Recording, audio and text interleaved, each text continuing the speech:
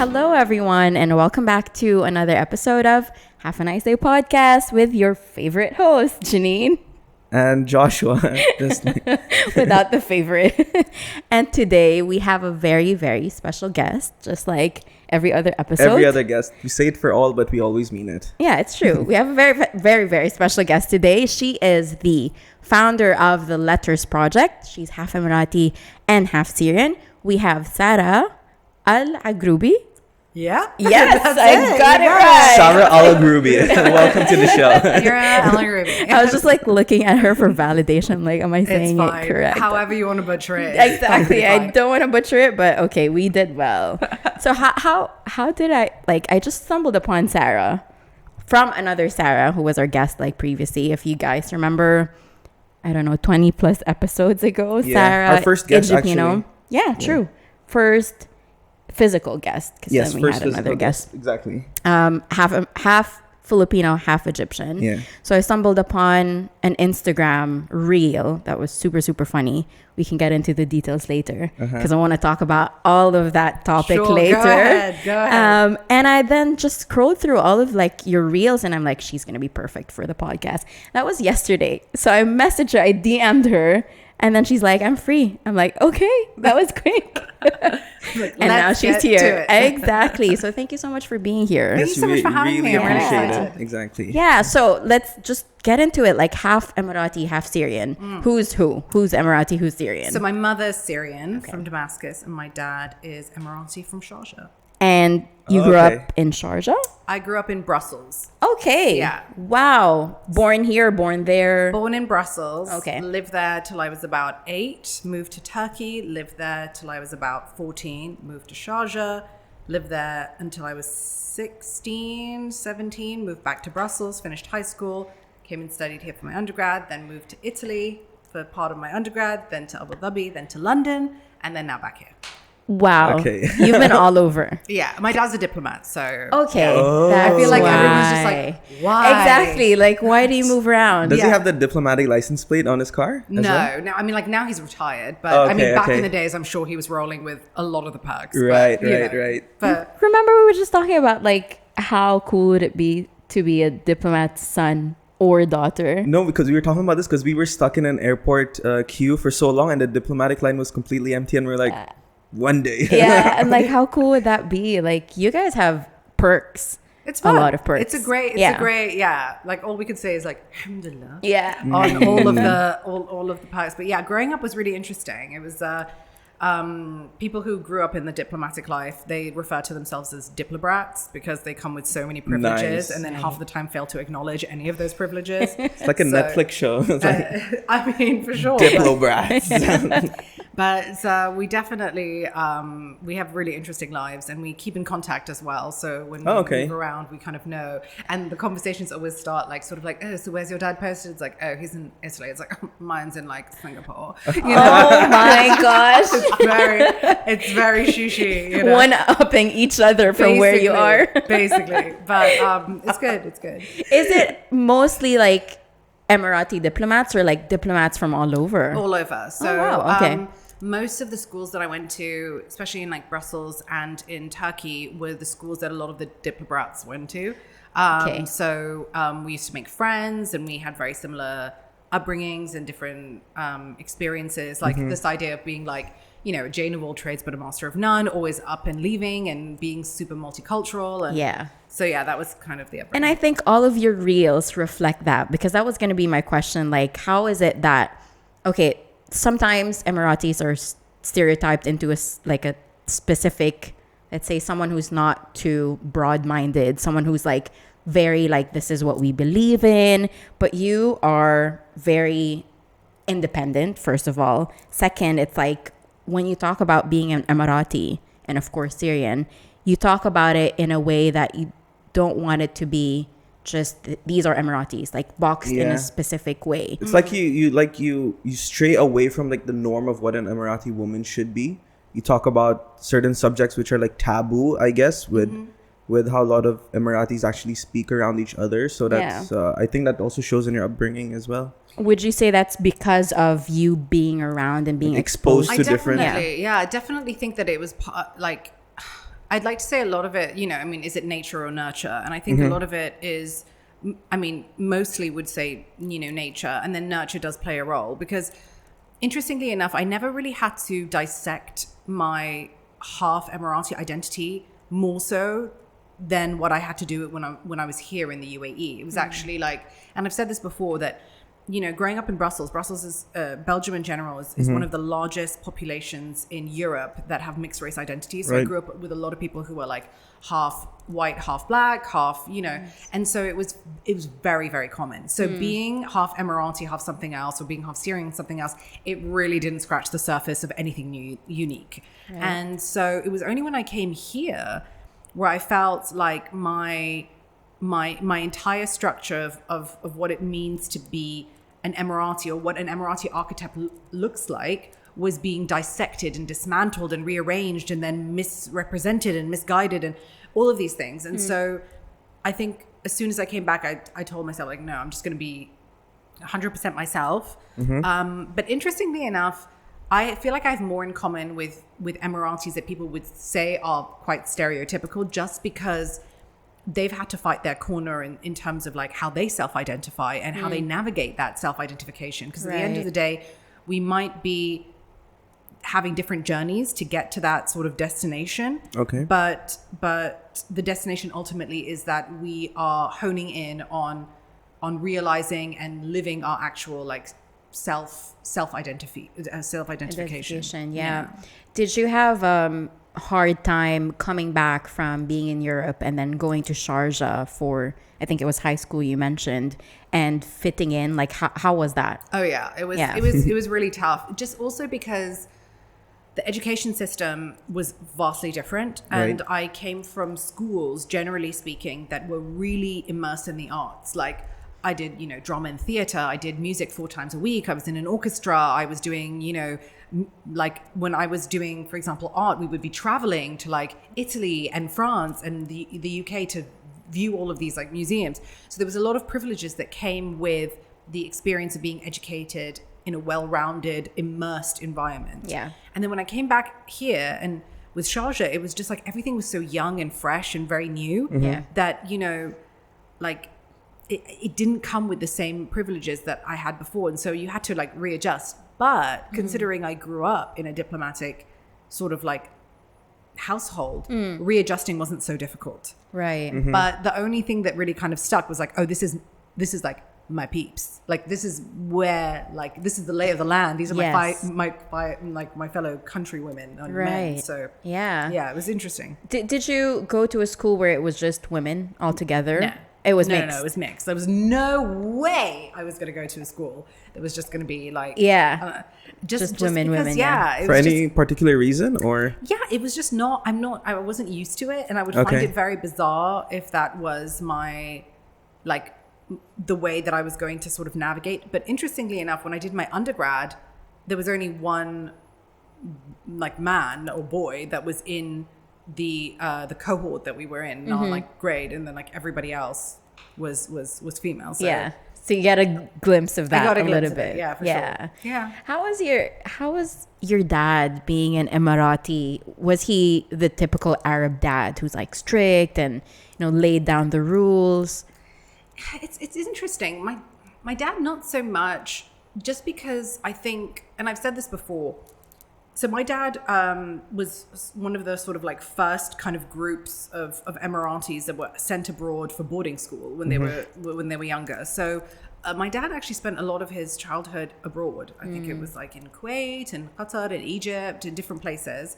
And so he kind of, I guess, of course I can't speak for him, but I think in a way he kind of felt like a fish out of water. And so when he came back, it was like he experienced an identity crisis of his own, but because he was getting older and there was a lot of expectations of like, your children are your representation, and what they do is a reflection onto you. And so I think for him, he became sort of like overly like Emirati, if that's kind of if there was a way to describe it. But I don't think it was in terms of like strictness, because I don't think it worked, because we were so we were so independent. Yeah. Like all of my siblings are very, very independent. And Yeah. so it, it was just... It wouldn't work. It wouldn't have even worked. if you laid down the rules. And I think it's because of you growing up in a European setting as well.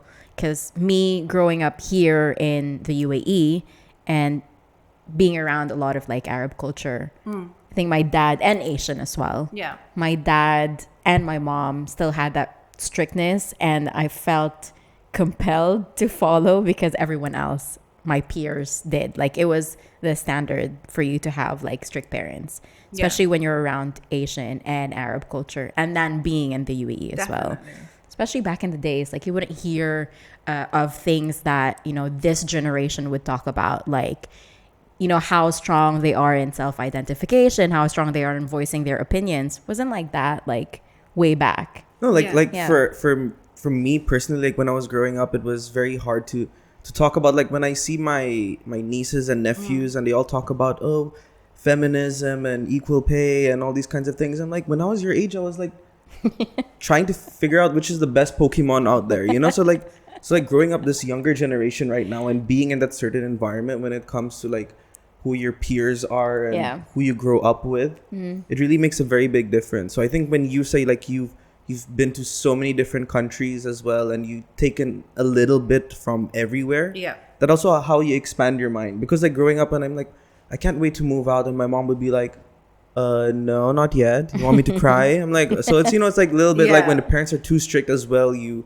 stay in that small bubble as of now. Yeah. But eventually, it'll change. But Yeah. But I also think it's interesting because the same way that you said, like you get to cherry pick from all the cultures you grew up, I got to cherry pick aspects of Emirati identity that I really align myself with, because there's things that, you know, Emirati culture brings to the table. Because I was raised in a mixed sort of background in a different environment, but a lot of the sort of, I guess, nuances of my culture are very Syrian. And so the things that I love about sort of like Emirati culture is like this kind of like very, you know, protective family unit, this idea of like hospitality and being very sort of connected to like the understanding and respect of ancestral lineage, Right. but then also being able to decide how you want to sort of like undulate between what is considered practice of culture and whether it's like, you know, religious practice or whatever the case may be. And I think also the thing that I struggled with probably the most as somebody who wasn't raised here for the vast majority of my life was the fact that people thought that I was alluding to the fact that I was better than them because I had this kind of privileged upbringing, when in actual fact it wasn't in my control. I can't change where I grew up or how I grew up. The only thing I can do is figure out like what to do with it. And I think that that's kind of where I've taken my position, which is something I still struggle with people today. Right. It's like I can't have a conversation without it being pointed out, like the way you speak and the verbose, like, you know, it almost feels like people think that it's like you're showing off or you're trying to emulate something, but in actual fact it's just who I am. It's just you. Yeah. And was there a different, flip side to that? Did you feel because you were half Emirati that other pure or full Emiratis would judge you for being half? Absolutely. Yeah. Like that was something that, remember how I said in the beginning that, you know, it was only when I moved back here that I really felt that my motives of being sort of like half Emirati were definitely dissected and misrepresented. Because when you're raised in an environment, especially in Europe, where like the notion of individualism is heavily practiced, like you are not a representation of like a collective consciousness. You are your sole entity. You operate how you are, and if you happen to share a few like relatives, great for you. Right. But here it was like, no. Everything you do is a representation of the way your parents raised you, and then your family name, and then your tribe, and then the tribe's tribe, and then it's just like That it is becomes so this true. whole massive burden and the weight of the world on your shoulders, and you're like, I just want to live and eat ice cream. Like I'm not about that. Yeah. And so I felt that, you know, the way that I was othered a lot. Like this kind of like idea of othering was really part of it. It was like, you are not like us, so you're one of them. And that's kind of how it was for me growing up, for sure. Yeah. Like it was gate kept. Oh, yeah. Yeah. And Emirati, I think, I mean, this is just like a statement in itself. Emirati identity is one of the biggest like gatekeeping like shticks that you could ever come across. Yeah. Because this idea of like dissecting what it means to be pure, or this dissecting or like what is Emirati identity, it changes and it ever evolves like so drastically between like, you know, days, months, years, that you can't sit there and think like, no, this is what it means to be that. And also you're talking about things that are like cross-generational, and then also you're talking about a country that was like, you know, the formation of the federation was like what, 50 years ago? Yeah. And then prior to that, like there's just so much unpacking that needs to be done before someone can come to like a realization and go like, actually, you know, there is no such thing as purity. So Yeah, and as you said, it's ever evolving. I mean, what? It's been 50 years, just 50 years. And if you look at other countries, other cultures, it's been there for a while. So if you unpack it, you're going to unpack like generations and generations. But as you said, with Emirati culture, there were different tribes. So it's not just like one, this is the Emirati culture, but it will be ever evolving, and it will be sort of mixed with other cultures as well. Yeah, because it's gonna expand. one of the big dilute things of everything, UAE is like having such a diverse amount of nationalities. Oh, for sure, yeah. So sometimes when you think about it, like you can't just like say this is our Emirati culture. But for sure. But do you think of it as like a threat in the long run, because like the expat population in the UAE is growing while the Emiratis are actually like being reduced to some extent? Yeah, actually, it's really interesting. So a lot of the research that I found in terms, because I'm obviously writing half Emirati research, and research is really difficult to come across, right, especially Emirati-centric data analysis and research that isn't from the it isn't from the lens of like a Western like white man. Like it's from like actually somebody who has lived, breathed, and understand the nuances of the culture. Yeah. It's few far in between. And what I found interestingly enough is even as early as like 2014 was probably when the census was done properly. And even then there were so many Emiratis that were living abroad, whether it was through the military or through like scholarships or whatever the case may be. So the suggestion of the population was based on the World Bank and how they and the UN and all of these different institutions are kind of culled together and made this like guesstimation of what the percentage is. And it was like 9.8%, and then it was 11.48%, and then it moved from 2014 until now 2022. And what was interesting is that there was no real way to see whether or not the Emirati population was increasing or decreasing. Right. It was kind of like stationary. Right. And of course, I don't have access to, you know, the authorities that have other statistics. But from what is presented publicly, this is what you get. And so what's interesting is that if you think about those who are marrying like foreigners, you have this half Emirati like sample, like let's say sample A. Sample A then marries a non-Emirati. You've diluted the blood and the lineage, and then that child either doesn't have citizenship or doesn't have any sort of like attachment to the UAE outside of them just having this bloodline that was there. And then that's kind of getting diluted. And also the stigma associated with Emirati women marrying foreigners, so that reduces the amount of ability for women to sort of spread their like reproductive like ancestral line Lineage, yeah. And so it kind of stops and ends at this like patriarchal structure. And so ultimately I think that within the next couple of generations the idea of nationality will fade away, and it will be highlighting just ethnicity. So before, like a couple of years ago, it was all about what's your nationality. Yeah. And now it's like, what is your ethnicity? And then even then you will start to unpack different strands Right. in the next couple of years. Yeah. Because the conversations circulating Emirati identity were very different like 5-10 years ago. Yes. As to how it is now. Yeah. I think what's super interesting though is I stumbled upon one of your reels where you said there was just, I don't know, 3-to-1 ratio of women to men Emiratis. Yeah.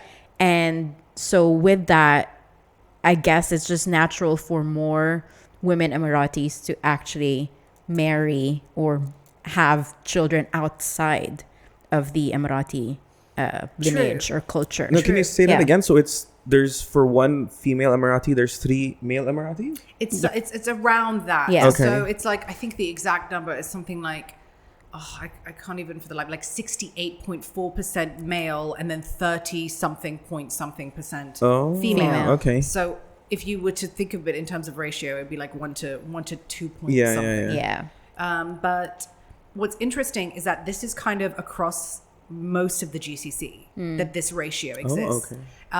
okay. And, and it's interesting because it's like, and there is the patriarchal structure, because basically if you think about it, if you are a family or a household where you have gotten married and you've had a child and your first child is a boy, you're great. Yes. It's the lineage is gonna Yes, continue. you did well. Yeah. If you have another boy, you're like, better. Better, Yeah. yes. Great. Yeah. Amazing. And then you might have like another child to see if you can get a go. Yes. But what happens is when the women have girls, they don't stop until they have a boy.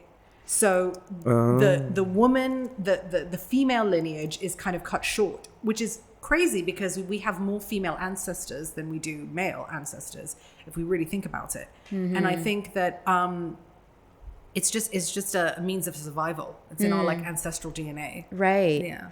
But I think what's interesting now is that we start to see this shift. Like just recently, the president announced that women Emiratis, when they have their children, regardless if they're married to an Emirati or not, We'll still have the same benefits. will have the same benefits. So it's so nice to see that even if it took some time, it seems like we're headed to the right direction. Definitely. Yeah. And I think it has to, like, things are naturally going to progress and change just because that's the way of the world. Like, Yeah.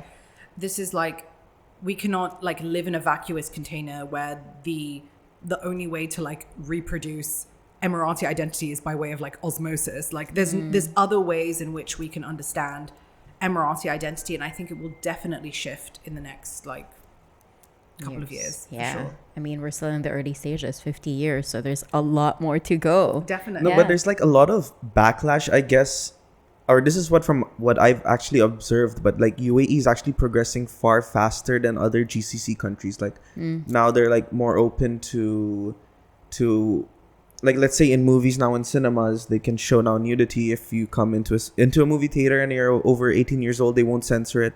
There's a lot of stuff like, cohabitation is all right. Alcohol is now easily accessible just to anyone. Do you think that's all right in your eyes, or do you think like UAE in the long run will lose its essence of being like a traditional Arab Muslim country? It's interesting. I think when you were saying the UAE is like progressing more than a lot of like countries in the GCC, I think UAE is progressing more than most countries in the world. Right. Okay. I think that the UAE is one of those countries, and I've said this before, where like, you know, you're in the UAE, you leave for a month, you come back, there's a different road, there's a different building. so true. It's so transformative in nature, and it's so adaptable to change that it's like we really have no idea where it's going or how it's going to evolve. But I think that what makes it interesting is the people that live here are so used to this idea of like transiency. Like you come in and you come out, you go back, you live far away and then you come back. Like there's this like constant need to reformulate, recenter, reprogram, and readjust. It's almost like reacclimatizing to a different way of existing in a different space. So that's on that subject in terms of the UAE's progression. Now, in terms of its adapting to other cultures, this is where I have a little bit of a bone to sort of grind or an axe to grind, is that I think everything is great if it's not at the expense of the existing culture. Okay. Like you can do whatever you want. You want to bring in like the biggest places that are so beyond other people's cultures and identities. Sure, have at it. But if it's at the expense of the other culture, then that's where it starts to become slightly problematic.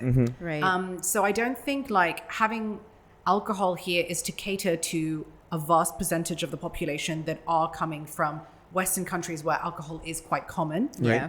So, I mean, it makes sense. And obviously it's about making money and appealing to a certain audience. So that's understandable. But when it starts to conflate what is acceptable, and like in terms of like how Emirati identity or Arab identity or Muslim identity is being represented, that's when it teeters on the line of like, okay, like it's a little bit strange, because then what difference would it make to be anywhere else in the world? The idea is that you gravitate to different cultures and spaces. And because I've lived in so many different places, the beauty and the joy is like immersing yourself and integrating yourself into another culture that exists outside of your own. That creates tolerance, understanding, diversity, and then like self-reflection on multiple different levels. But if you're in a space where there's like this cocoon that's protecting your ability to access other identities, then that, I think it becomes a problem. And where I see this as a big issue is the fact that I did a TikTok about how many sort of like expat or foreign people have actual Emirati friends, and a vast majority of them is like, I've been in the UAE for 7 years and I've never met an Emirati.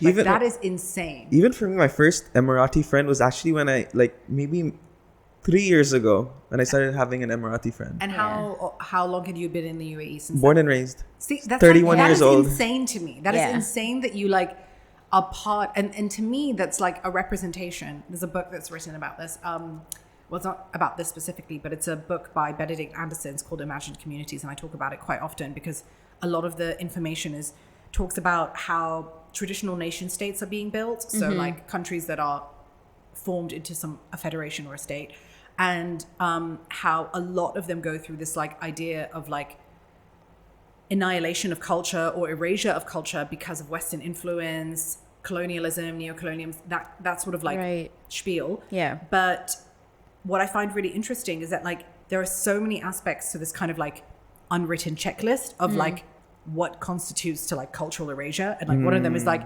being a minority in your inhabitants, check. Being like, and then a lot of it, and then another one is like a separation between the local community and the foreign community, if you want to call it that. Yeah.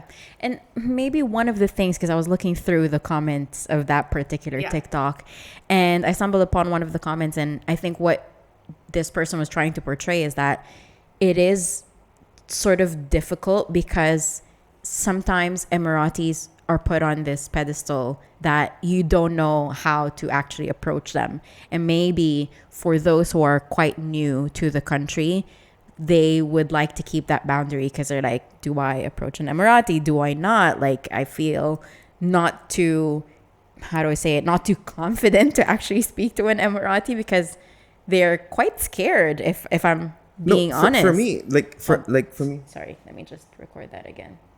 No, it was recording. Oh, okay, then say for me. Okay, no, so for me, growing up, I was not just scared of Emiratis, but of Arabs in general. Like I was surrounded by like Filipino friends mostly, and Indian friends who were like quite timid.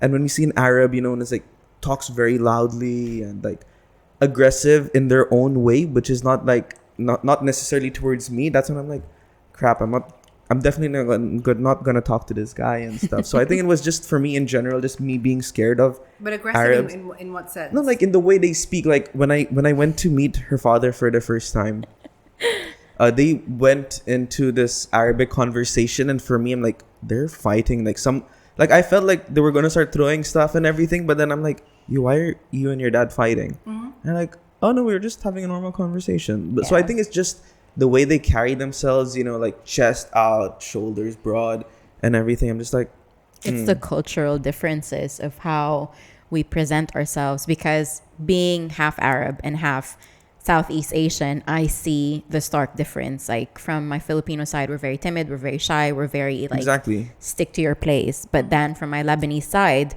there is this sense of like speak up. Be confident. So seeing that stark difference, I see where you're coming from, where you feel a little bit intimidated to actually, speak to an Emirati or someone from the GCC or Arabs in general. Yeah. I think, and that's valid. Yeah. Those points are very valid. And I think that, everyone has their own experience with, Emiratis. But what I found really interesting about the comments is that a lot of them were even saying that they weren't friends with Emiratis that they even work with on like a daily basis. That to me was like, where I saw the real shift, that there's like, oh, there's like an active, conscious decision to have this kind of separation. Right. But I also think it's very different, because for me, it's like whenever, and I found this just like it just kind of presented itself to me, which was, I found that like I ended up being, in a lot of cases, not always, but like the token like Emirati friend, or the token like brown girl. And like in my mind, I was a bit like, this is really strange. Like, but it makes sense, because like my upbringing was very much centered around this idea of like openness and like, you know, like speaking until your heart's content, and not having any reservation, and never succumbing to like oppressive structures. That's like never in my sort of like rule book. Right. And so this idea of like, you know, oh, let's go and have this conversation with this person. It's like, no, we need to like follow the protocol. I was like, no, like that's not going to happen. And I think a lot of it has to do that in that sense, it has to do with nature, not so much nurture.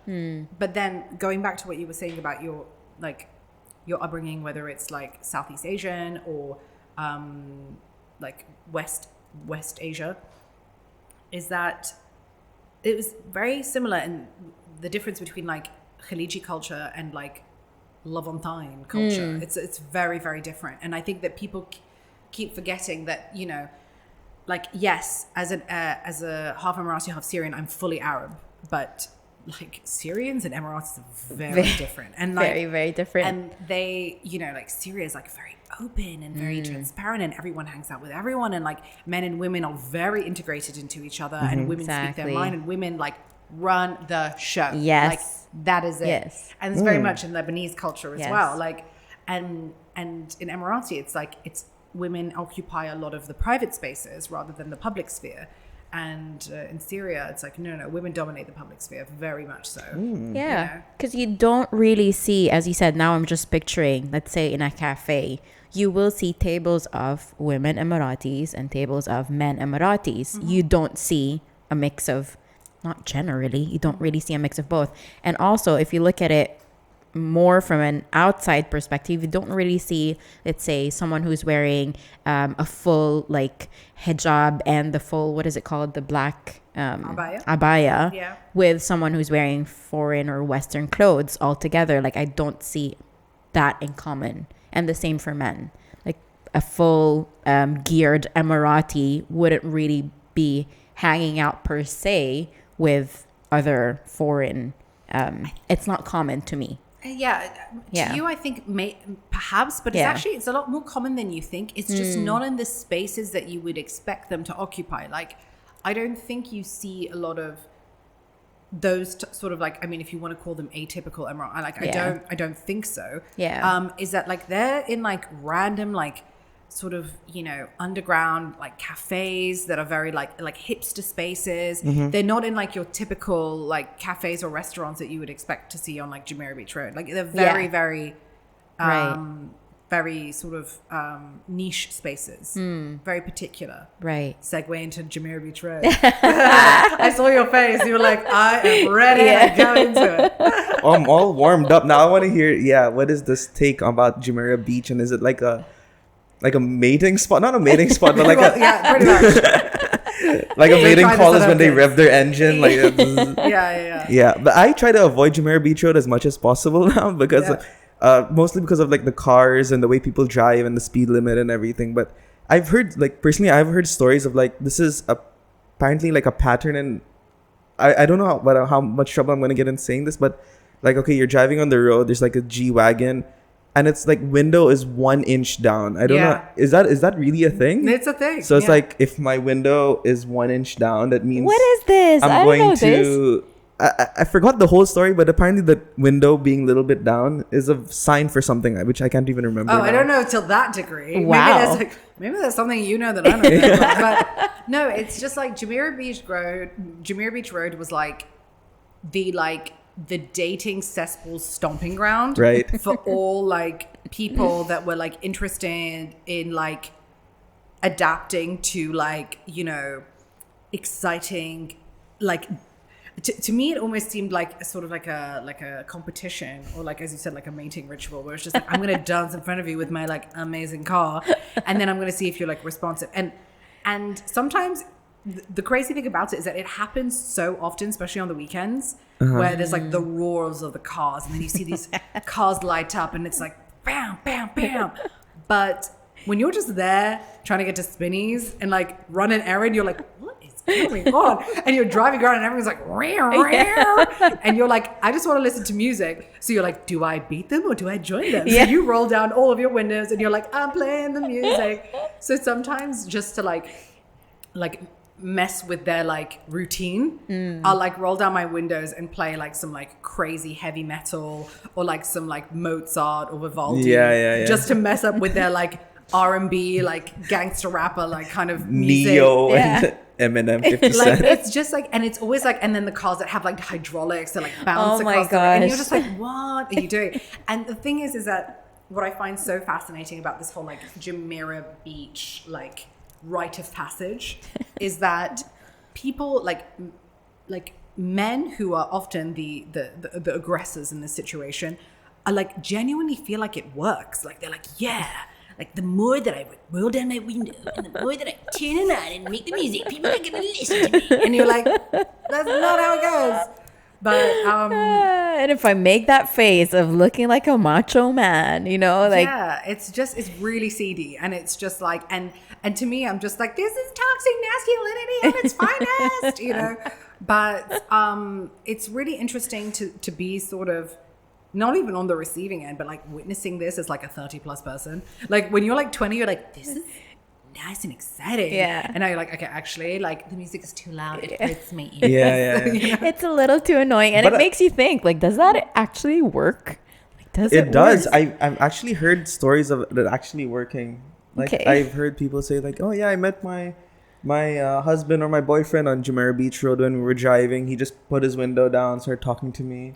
Look, like honestly, I think it's very circumstantial. I think it's like one Yeah, of those it's like situations a- where like if you come from like a very conservative family where like Yeah. the only thing you can do is like ride around in cars and like throw a number and hope that it will stick, then yeah, it's gonna work. Yes. But I think the way in which like social media is moving, like I don't think you need Jumeirah Beach Road to like catch a person True. and like have a conversation. I Yeah. don't think it's gonna happen. That's So true. so what I remember now actually from the window story, if your window is this much and if it's there's this infinity car which looks like a cockroach.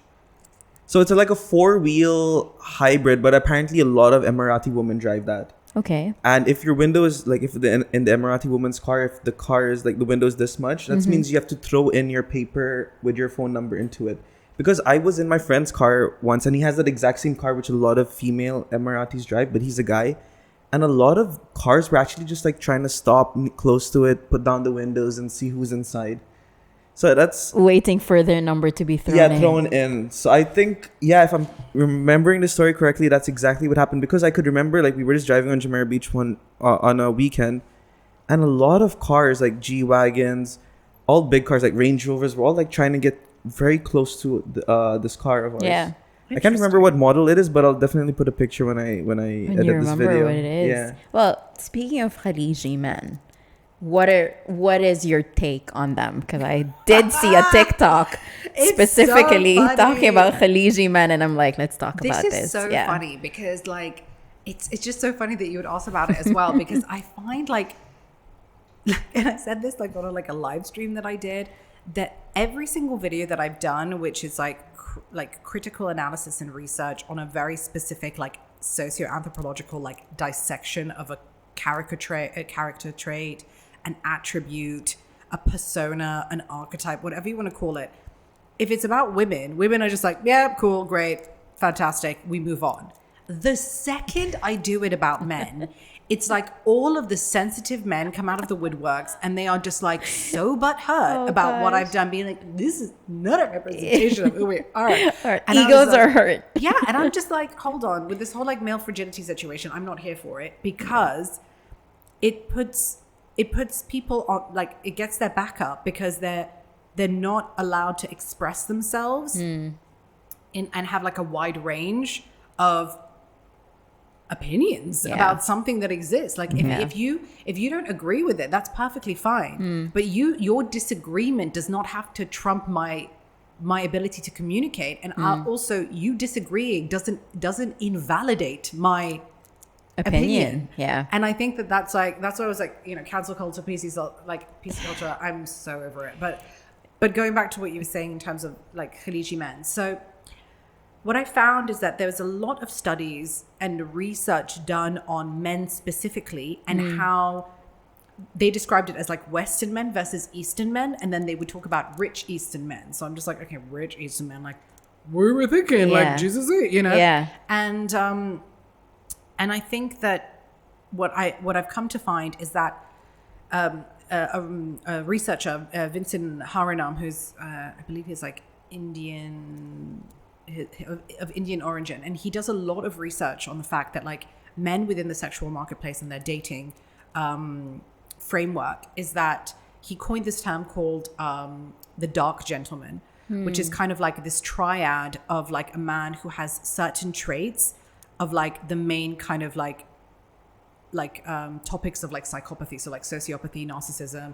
Like he's got like this very dark persona that is riddled with mystery, shrouded in mystery, shrouded in ambiguity, giving you just like crumbs, the bare minimum, the passive reciprocation, and then like withholds all emotional accountability and like relinquishes any kind of like ownership over like a decision, and like puts it on you and twists the narrative and gaslights and does all of these different things with the sort of allotted bonus of being financially stable with like a family, sort of like from a good family, like physically attractive, physically fit, and so all of these things coming together with this dark gentleman is that these are the sort of qualities that women tend to go for, because especially women in this region, because they have been raised through like social programming, systemic like pattern of behavior, that this is the type of man that they should go for, because either they see it molded in their parents, they've seen it in their environment, certain patriarchal structures invite and encourage this type of like experience. And so when I talk about Khaleeji men in general, it is of a generalized understanding of the dark gentleman, because the dark gentleman does exist here. And why? Because with this idea of transactional relationships, how common it is crazy how common it is. So when people turn around and be like, this is not every man, I'm like, I'm not saying exactly it's every man. I'm saying it's like a generalized.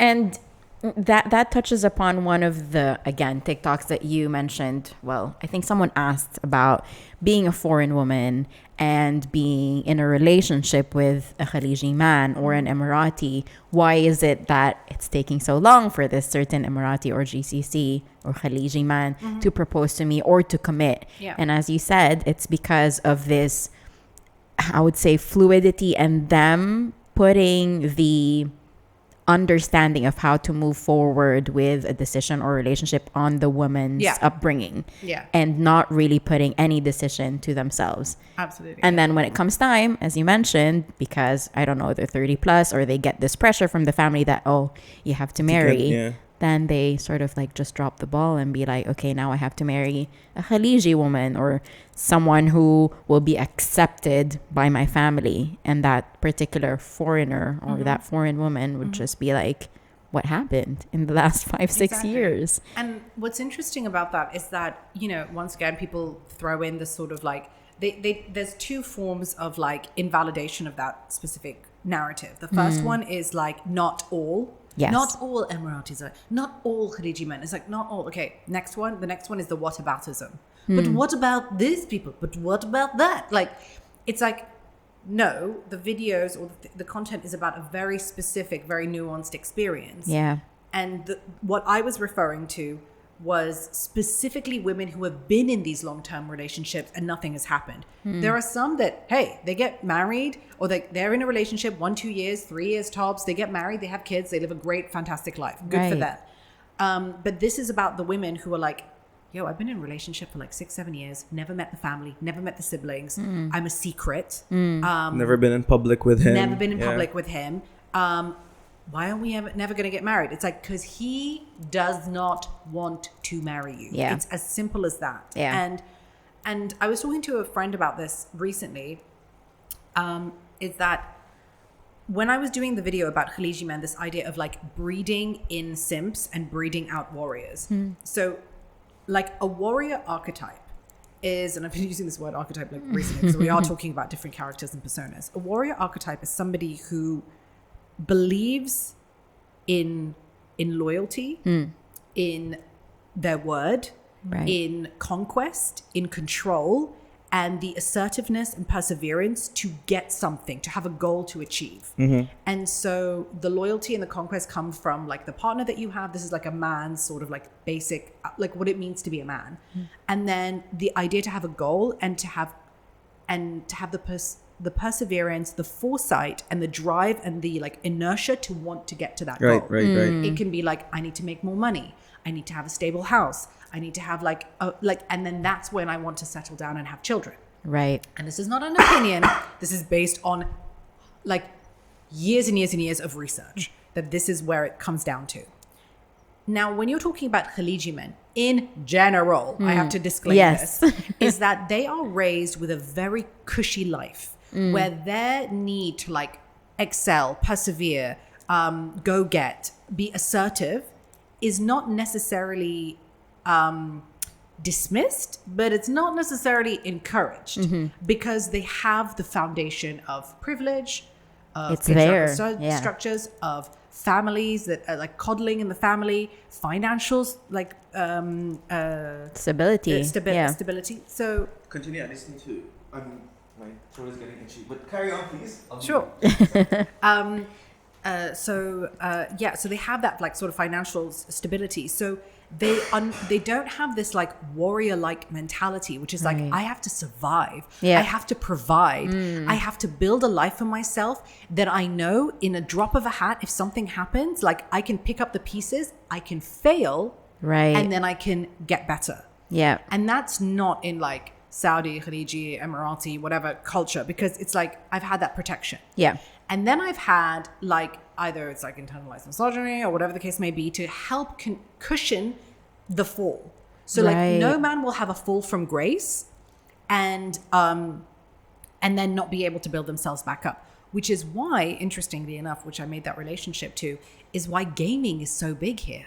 Because gaming is like, I don't have, I never have rejection.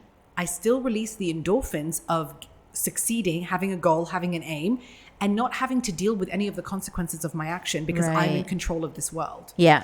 And so, and Of that's this not real world. yeah, Yeah. exactly. And so like, that's not a coinkydink. Yeah. That's not a coincidence that happened. Right. And so I think that, It's like an escape, I guess, for them. definitely. Yeah. And then so when women want to, for example, have relationships with Khaleeji men, Yeah.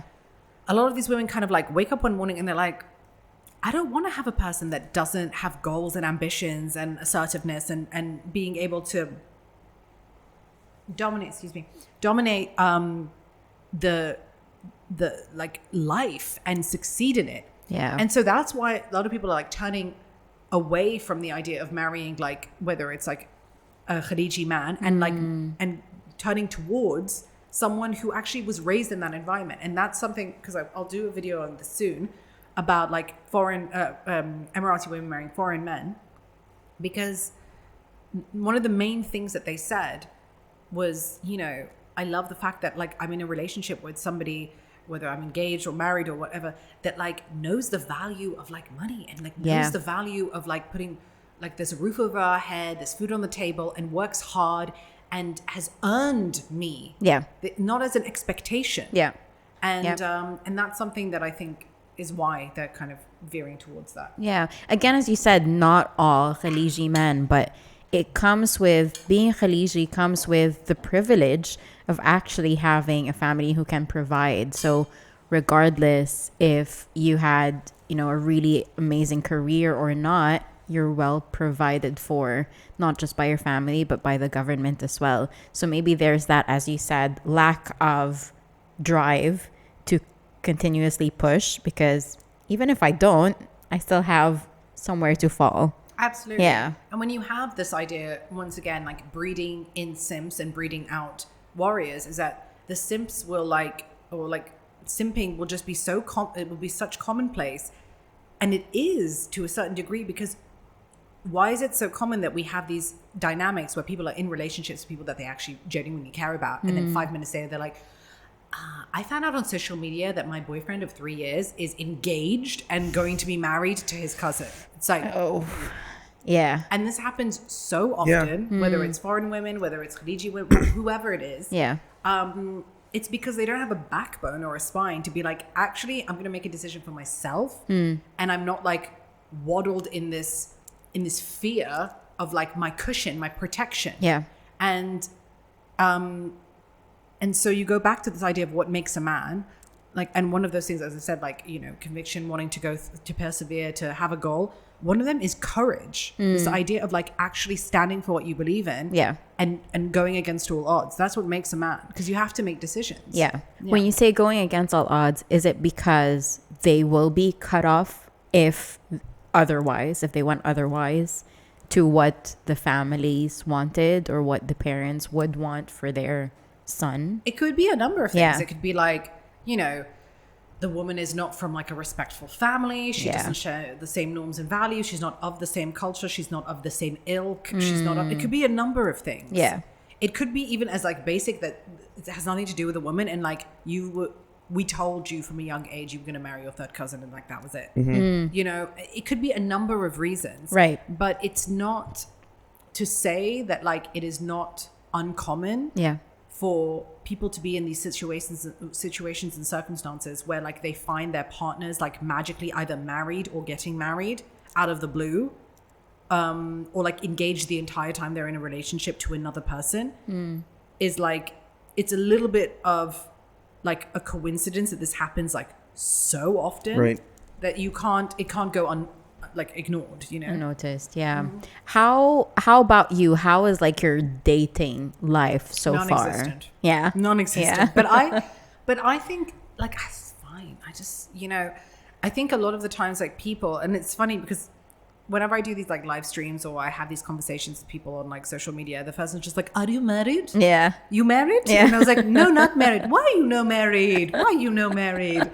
And to me, I'm just like, it takes us, like, my personality is quite disagreeable. Like, I'm not a very agreeable person. Like, I tend to like follow the beat of my own drum, and I tend to be very quite like assertive, and I harbor a lot of masculine energy and masculine temperaments.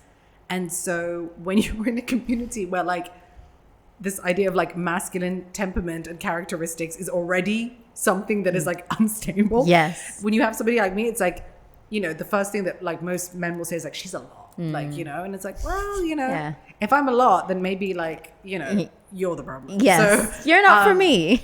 yeah. And I'm fine. Yeah. Just like being on my own, existing as I am. And if the time comes, the time comes. And if it doesn't, you're okay with that. Yeah. Yeah. I'm not going to like cry myself to sleep at night. So. Yeah. Well, there's a lot of things going on for you. And one of them is the Letters Project, which you started on your own, or are you in partnership with someone? Like, how did that start?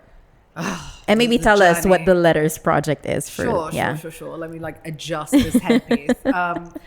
So the Letters Project started at the end of 2017. I mean, the early stages of 2017, when I was in London, and Instagram had introduced Instagram stories.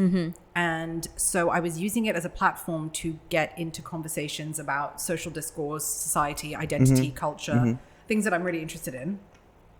And what I noticed is that a lot of the times I would post these like kind of open-ended questions that people would feel compelled to provide their own anecdotal references to. Right.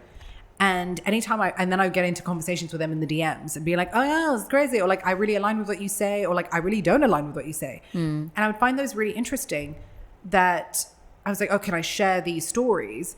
And they'd be like, yeah, sure, but block my name out. So I started to do that, and people became more interested in the social discourse that was happening after I would be posing these questions, more so than the actual conversation at hand. Okay. So then I created a highlights on my personal page. And then I was like, I think this is getting big, because I would just like, eventually they'd get deleted, or I'd be like, oh, whatever. People were like, where was the story that like you that was about this, you know, woman who had the same kind of experiences, blah, blah, blah. And I'd be like, oh, okay, well, you know, here it is. And so I created its own page, and then I bought the domain, and I just started this like account where basically you could just filter in the letters, stories of your own experiences, but whilst remaining anonymous, and respecting the integrity of the story rather than the person that's associated to it. So it diminishes the shame that's associated to it. Right. And then it started getting a lot of traction. It was like published on a lot of different forums. It boomed. It started like getting reposted. There was a story that really kind of took off. It was one person wrote a half Emirati story, but then there was another one about a woman losing her virginity, like when she got married, and like how traumatic it was for her, knowing that she was like every single man out there to her, including like uncles and brothers, and even her father was like, Abe, and like, you don't look at men, you don't do this, to having a man like have access to her entire body on like in like a flip of a switch. Wow. Such a stark difference from so she wrote a story about that, and then that got picked up by a Lebanese feminist website, and then that filtered in like 20,000 likes like that, and then like followers, and then it just kept going and going and going. Right. I mean, I've seen some intense stories, and you were reading out one to me yesterday, and I was like, wow. Like a lot of people, I think they feel more comfortable knowing that, okay, this is like a sort of therapy for me since I'm still being kept anonymous, but I really want to share my story and see how other people even react to it. Because it gets a lot of comments as well, and conversations between people within the comment section. Actually, you can literally see how many people are actually either offering advice to that anonymous person, or even just saying, look, I'm with you, wishes, I feel the same, I'm, you know, you're not alone. And I think that's important for people to understand that whatever they're going through, they're not alone. But you have access to these people, right? Or when they submit it, it's already anonymous? It's already anonymous, because what happens is, and people say, you know, like, oh, is it really anonymous? Yeah, it's it's the most anonymous that you can get, because what happens is that you submit to this forum that downloads it as a random email, but the email does not request any details, personal email or anything, right? And it gets downloaded as like a Word document. Okay. So it's not even like a PDF or a Word document, and then that gets embedded into an InDesign file that gets exported as a JPEG. So even the literary trail of the words is embedded into an image, so it's untraceable. Right. So then it's like the digital trail is completely lost. Yeah. Right. And also the way in which it's structured is that not all the letters will be uploaded. It goes through like a filtration system. And then also they are uploaded at different times. So you might have submitted a letter in the morning, and then it might get submitted 2-3 weeks later. Right. So it's completely flexible. Yeah. In that regard. Yeah. But what if there's a story like which you get, which is really, really touchy, and you really want to help out this person? So how do you find a way to reach back out to this person, or are there ways you can do that? Yes and no. So sometimes, and this is not very often, but sometimes the person who wrote the letter will reach out and say like, look, it was me that wrote the letter, and you know, if you know anyone that can help. So a lot of the times when we have these really kind of like hard-hitting letters that are very distressing and they need legal advice, I will connect them with a lawyer, or I will connect them with somebody who is, you know, who might be well versed in therapy or know people of that sort of demographic. And so it does, like, there's been a lot of stories that have really, like, people don't even realize, like, some of the stories that get uploaded, like, and this happened recently, which was like very, very, very intense. But there was a story about a girl who was being starved by her mother, and she was locked in a room, and she had access to, I think, the maid's phone, and decided to upload a story. And then what happened was, the person that got involved or who knew of this girl said that like this case had been stuck and pending with the courts for 3 years. Oh gosh. And when the Letters Project released it, the head of like the Children's Protective Agency saw it and was like in Saudi Arabia at the time and called the lawyer who had been connected and said, this has been in the court case for 3 years. It's getting moved now. What do you need? Tell me now. Wow. And so it's like the power of the Letters Project is a lot bigger than people think it is. And, Right. Amazing. Yeah. And we've had a lot of situations, people being able to, like there was a girl who like couldn't get her degree because she did not have citizenship and there was no documentation to allow her to get, and she managed to call someone who's people are really helpful, and there's a lot of stories, a lot of success stories, and you see that in the comment section. It actually makes me happy to hear of these stories that people are very much willing to help. Definitely. Like, and sometimes people have fallen in love as well on the Letters Project. What? Yeah, I've had stories of people who started dating on the Letters Project because they started commenting on each other's posts. Oh my gosh. And then I've had people who have made friendship groups and they have gatherings about the Letters Project and they sit and they like talk meetups about stories. and everything. Oh, yeah, cool. so there's like, I mean, That is I'm not so involved in nice. them, but like they have them and they tell me. It ran on its own. Yeah. Like that's It's amazing. like the comments is like Jumeirah Beach Road. Man. It's like It's just like, I'll see you there in my infinity. I'll honk. Yeah, and I'll throw in my number. But, Exactly. But I mean, there's been like a lot of stories, and I think the one that I got like there's so many throughout the years that have been like really touching, but like one that like really is like so like impactful is that like, and like I could get emotional talking about it, and I probably will because I'm such a sensitive person, but there was this one guy who said like I met him in Bahrain and he was on a table, and I had been quite private about being the owner of the Letters Project for a lot of time because I received a lot of death threats, I received a lot of like issues in the background.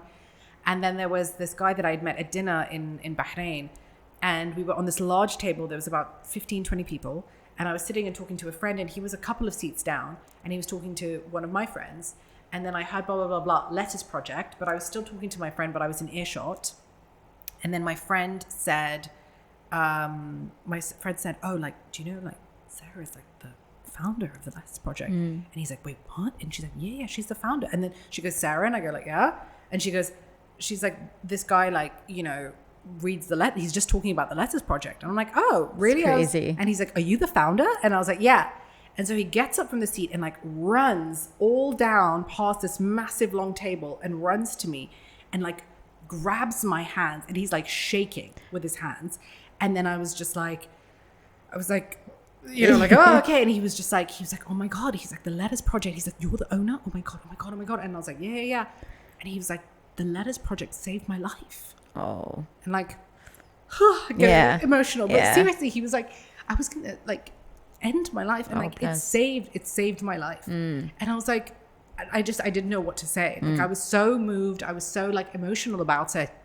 But it was like, he was like, I never realized how alone I was. And then I realized like from reading those letters that I'm not alone, that there's people out there just like me. And like, thank you so much for doing what you could do. And I was just like, and I was just like, it was a lot. And I was like, that's a lot to take in. I mean, as I mentioned earlier, like people like come into these comments and just say one word like, I'm with you. And for someone who anonymously sent something that might be such a burden to them, as you said, someone who might be thinking of ending their life, and seeing people comment that way, being able to connect to someone, that is huge. So like, thank you as well for starting this whole project. Like, not at all. I'm sure not just the people who have come forth and said, my life, you affected my life in such a positive way, but there are a lot more of other people who I just stumbled upon it like when I saw you. So for those who are listening, follow the Letters Project. It's such an amazing project, and thank you for starting that. Like, what is next? What is next for you? So I was debating for the longest time to start a podcast. Interestingly enough, we're on a podcast. Yes. But I think that like it's one of those situations where these types of conversations they exist. Me sort of being the founder of the Letters Project, they exist outside of me. They have nothing to do with me. I am just merely this facilitator, and I feel like the second that I bring sort of my voice into the narrative, it starts to make it more personal, and then there is a face to the conversation, which I think, you know, for the longest time, I took a step back because as I said, I received a lot of backlash for being the founder of the Lettuce Project. And I had been on several podcasts where I'm like, can you just not say that I'm the founder of the Lettuce Project? Because I just need to protect my safety. Like, I had people being like, I know where you live. Like, if I ever come across you, you got to look over your shoulder. Like, I'd knock you out. Like, that kind of stuff. Like, no, but I'm surprised as to how something good like that can get you death threats. Like, is there like, oh, the person who sent you an anonymous letter was talking about me? Is it something like that? No, I think it was just that people don't like change, and they found, especially at the early stages of the Lettuce Project, like now it's different, because if you think about it in just like as simple as the conversation kind of goes, you are setting the tone for what is going to be normalized in the public sphere. And the court of public opinion is sometimes not ready for it. Right. I mean, when the Lettuce Project in 2017, can you imagine the conversations we're having now about like feminism and all that kind of stuff, however you want to phrase it, back in 2017, pre Black Lives Matter, pre Me Too, pre all of that. Yeah. It's not received the same way as it is now. Right. And I think that when we were talking about like virginity and shame and toxic masculinity back then, it was like there was a lot of people that got really uncomfortable with the conversations. And also like, who were you being like an Emirati person, like representing this? Have you no shame? And allowing this.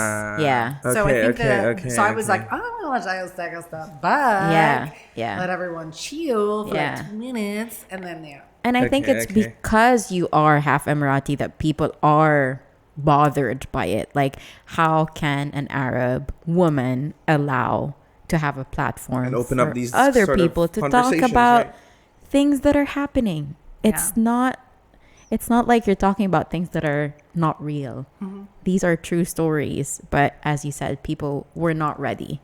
People are, I guess, still not ready. Still get triggered. No, but even in the Middle East, it's not the best place right now as well. Like, therapy is still not a taboo topic, but they're like, just be a man. It's like, brush it under. Like, but still, a lot of men are hurting because of this, because they feel like, oh, if I start talking about the sensitive subject, or like me being depressed, and then I'll be like called a pussy or a baby or something like that. So I think so, but I think also what's really interesting is that we've had a lot of Emirati men, Khaleeji men, Arab men talk about their emotions and their sensitivities on the platform as well. Like they have also come forward and spoken about their struggles, their issues with like self-identification, their ability to like unleash their vulnerable side. So it does happen. Yeah. But I think what people are more interested in is, first of all, that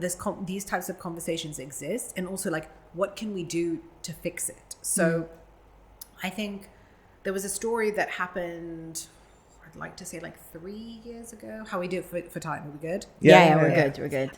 There was a story that happened about like 3 years ago, where there was a father who had passed, whose wife had passed away.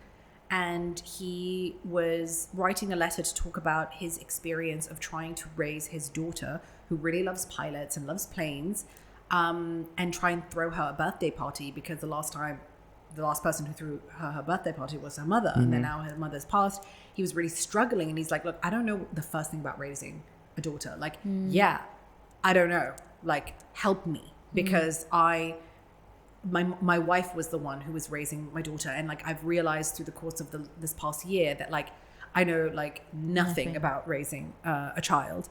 And so I'm asking you guys' advice on like, what should I get for her birthday? Should I make it a theme, like a pilot theme, like that kind of stuff? And as soon as the letter went up, Emirates got in contact with me. Oh my gosh. Like Etihad, like the Marcom's representative from Etihad got in contact with me. About, I would say easily like 20, 25 pilots got in contact with me, being like, do you want me to come and meet her? She loves pilots. I'll be there. bakeries were offering free cakes. Oh my gosh. Catering services were offering free food. Like people like, I want to send gifts to this person. Beautiful. It was like, so there is a lot of good that comes out of it. Yeah. Even if it is a dire or like sad and distressing story, there is always good that comes out of it. Yeah. And with that girl who I told you that had suffered from being starved by her like sociopathic mother, we were posting also certain addresses to be able to get in contact with somebody who was going to be like the liaison between her and other people to protect her identity. And people were sending like hundreds and hundreds, like even thousands of dirhams worth of food, like you know, obviously she's a girl, so like you know sanitary pads, shampoo, conditioner. Some people were buying her clothes. So like people were sending and doing things, and the amazing thing about that is that like like if you're going to invest in helping somebody, you know where your money is going, and you're gearing it towards a good cause. Yeah. Right. And so it's just bringing out the best in people, I think, even if it's a sad circumstance. Yeah. And I think the good far outweighs whatever the negative connotation that other people are not ready to just read. Yeah.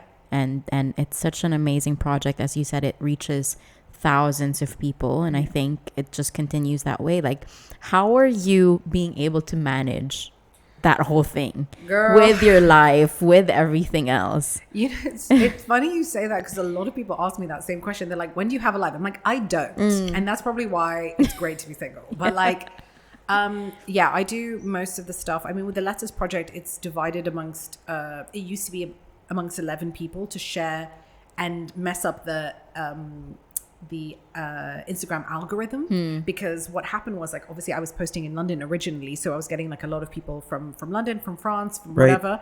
And then the second I moved back to the UAE, it became a very GCC centric platform. Okay. So when people are like, the Letters Project is Emirati based, and I was like, no, it's actually not. But you know, and then so we're like, you know what, let's lean into it.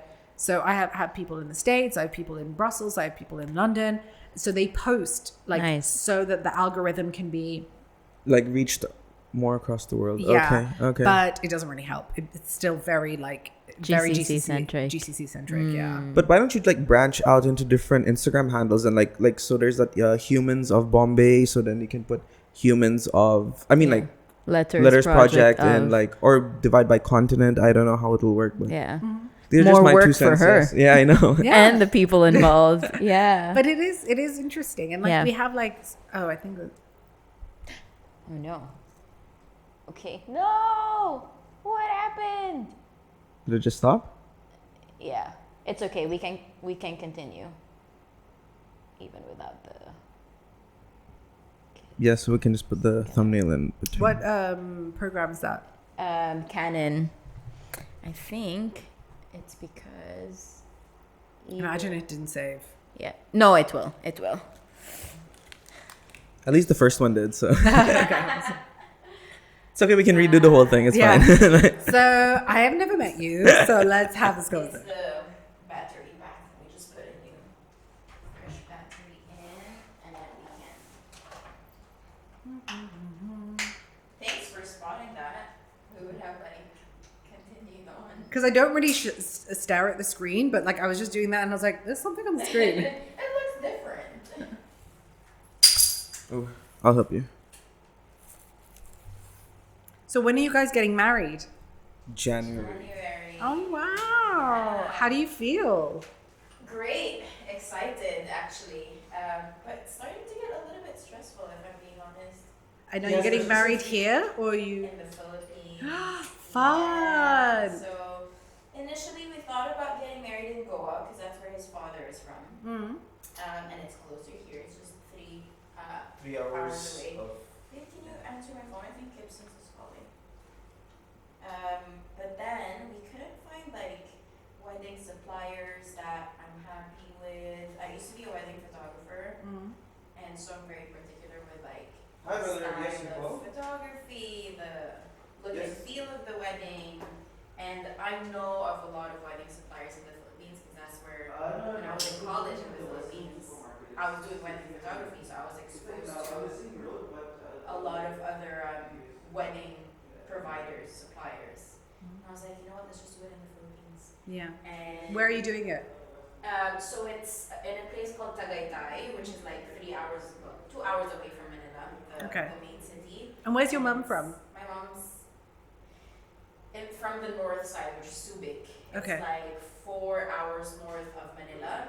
The place that we're going to be married in is 2 hours south of Manila. Okay. So it's further away from where everyone is because I want to be away from everyone. Yeah. Or else it's going to be a whole big ass wedding, which we're trying to avoid. Imagine Lebanese, Indian, Filipino all together. Goodness. So everyone's trying to chime in with invite this, invite that. But we're like, no, we just want to stick to just 100 people, which that's what's stressing us out because we're above that for now. Is he coming? Does he want to? Yeah. Who did you say? The Gibson's delivery guy. Oh, right. Yeah. I said something else. I was like, oh. Okay. So that's what's stressing again. us out. The amount of people on our wedding day. What was the last thing we were talking about? The letters project and where it was going. Yeah, and then me giving advice about it going to different continents, and then we can start from what's next. Okay, sure. Okay. No, I just didn't. record that again. Okay. I'll start with, you were talking about the podcast. Yeah. So yeah, you were talking about a podcast, which is what's next for the Letters Project. Why not? Yeah, why not? Yeah. But I think what we were talking about last is like, when do I have the time to do all of this? And the truth of the matter is, it's because I think just being a single Pringle helps drastically. I've always been like a Jane of all trades and a master of none. And also just like very much like a multi-hyphenated person. And I think that generally speaking within the arts and culture scene is quite frowned upon, because it's like, if you are a Jane of all trades and a master of none, then you don't have something that specifically represents and embodies you. And I'm like, an artist and a writer and a researcher. And also I have the Letters Project, and I do this and I do that. And so I do so many different things. And I just, for the longest time, have recognized that this is something that people tend to feel as too much of like a general way of existence, whilst I think it's like very much a great way to exist in like my understanding of life. Yeah. So I very much lean into it. And I think with the Letters Project, like, yes, a podcast can come. Yeah. And I'm still trying to figure out whether or not I want to assign a voice to it. But I think that for the time being, it can exist as it is, and we will see kind of where it goes in terms of its exposure, its reach. It's getting to a stage now where almost at, I think it's like 27 or 28,000 followers. And it's happened organically since 2017. So I think that, and I always say this to people, I have a few friends who work in like social media and like influencing and stuff. And then he was like, 20 something thousand followers is like, everyone has that. I'm like, yeah, but the conversion ratings where like it's real followers. Exactly. It's not like fake followers. Real likes, real comments, real interaction. Like if Instagram ever decides to purge all accounts, at least yours will stay there. But interestingly enough, a lot of people follow it from like their alternative accounts, which I find very strange. Like, it's like, you'll see a lot of people who comment, and then it's always like 37 _ like Taurus 5 is commenting. Right. And like, Fatima _ like DBX 327, and it's never like, like John Smith. Like, like, so do you think it's because they're also trying to be anonymous themselves because of the comments that they're leaving? Definitely. Yeah. And I also think that a lot of people who write the letters as well, like, this is why it's quite difficult to manage, in the sense that for a while the Letters Project has its ebbs and flows, and when it's depressing into a cycle where it becomes too self-serving. There's like a hair in my MySpace, yeah.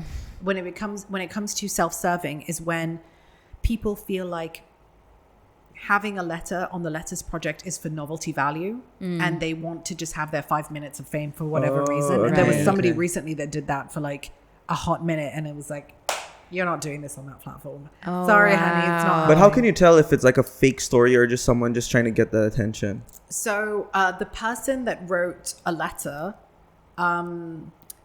it was a very well written letter, and then he decided to go to like every Tom, Dick, and Harry, including myself, including a bunch of people, and say like, by the way, I wrote this. By the way, I wrote. But guys, it was me. That's me. It was me, guys. It was all like me. he reposted it. Yeah. My story. And then he decided to like start an account and then just filter in all of the followers from the Letters Project to his account. So he was using it for promotional value. Right. And that is against the rules. You can't do something that is self-serving, that benefits you. Right. And because then it defeats the purpose of the idea of it being anonymous.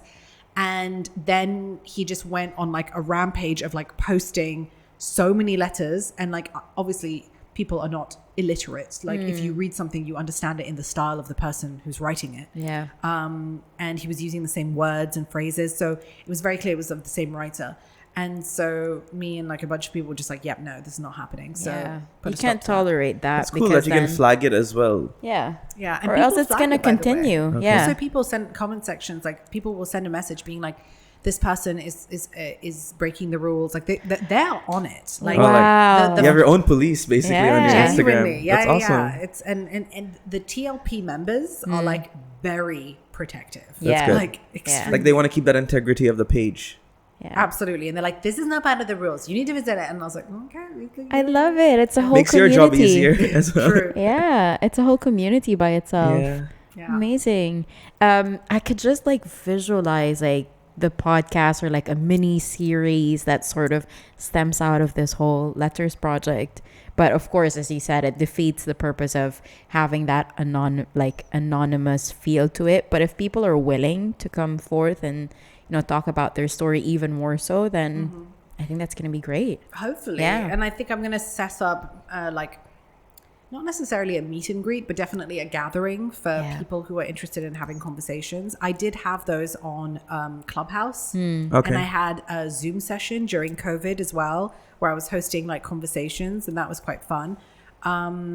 So yeah, I mean, like the world is the oyster when it comes to the Letters Project, and to where the Half Emirati research will go as well. Like that's another project. Yeah. Girl, I don't know where you get the time to do all of these things. I ask myself that all the time. Yeah, we actually do something somewhat similar, because in few of our podcasts we have this Google Forms where we ask people to submit like a question or some advice that they need help answering as well, and we also give them a chance to give it anonymously. But we also get to see it, so we know who's sending it to us. But we're like, okay, if you want us to keep it anonymous, we can do that, and we can just talk about it on the podcast. But we actually haven't done one in a while. It's been a while, which we have to actually because we haven't really received a lot so far. But it'll come. It will come. Yeah. So we call it our handy advice segment. But yeah, it's cool because then you get to see you get to hear these stories from everyone else, and you get to put a little bit of your spin or opinion to it, which is exactly. It might not work for everyone, but at least we're trying. Which is what I feel would work for you, because your TikToks and your reels, like you're so eloquent in the way that you voice out your opinion. So I think it's really gonna work. So I can't wait for that. We'll see. We'll see what happens. Let's see how it goes. So can you just let our listeners know where can they find you? Sure. I mean, there's just too many platforms to say. Letters Project? The Letters Project. So it's the lettersproject.co website, where you can submit your letters anonymously. Please read the description, the disclaimer, the manifesto, just to make sure that you're on the same page before submitting. And there's no guarantee that the letter will be approved or not. You can also find the Instagram account is at the Letters Project, and then my personal account, which is Sarah Alagroobi. Yes. So and also on TikTok. On Instagram, TikTok, all of her reels. Watch them.